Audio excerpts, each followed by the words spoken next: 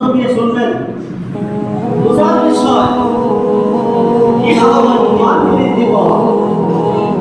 ইমান বৃদ্ধি পায় কিভাবে ইমাম রাজি রাহমাতুল্লাহ আলাইহি তিনি বলতেছেন ইমান হলো বাসীত লা মুরাক্কাব অর্থাৎ ইমান এমন একটা জিনিস যেটা বাড়েও না কমে না লা ইয়াজিদু ওয়া লা ইয়ানকুসু ইমান বাড়েও না কমেও না কিন্তু আরেকটা কারিমা আল্লাহ বলতেছেন ইমান বৃদ্ধি পেতে থাকবে তাদের ইমান কিভাবে বৃদ্ধি পায় ইমাম রাজি রাহমাতুল্লাহ আলাইহি বলতেছেন লা ইয়াজিদু ওয়া লা ইয়ানকুসু ইমান বাড়বেও না কমবেও না আপনার ভিতরে ইমান আছে আপনি মুমিন ইমান নাই আপনি কাফের ইমান আছে বলে মুমিন আপনি মুসলমান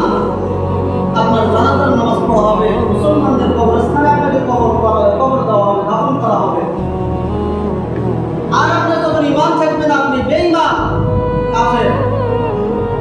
আপনার জানাজার নামাজ পড়া হবে না আপনার মুসলমানের কবরস্থানে কবর দেওয়া হবে না তাহলে ইমান তো বাড়েও না ইমান কমেও না আয়াত কারিমার ভিতরে আল্লাহ বলতেছেন ইমান তাদের বৃদ্ধি পেতে থাকবে মানে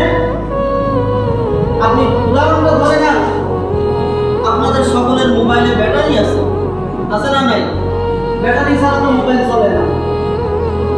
এই মোবাইলে যদি ব্যাটারি থাকে তো মোবাইল ক্লিয়ার মোবাইল চলবে আর যদি ব্যাটারি না থাকে এই মোবাইলের কোনো দাম নেই ব্যাটারি থাকলে মোবাইল চলবে ব্যাটারি না থাকলে মোবাইল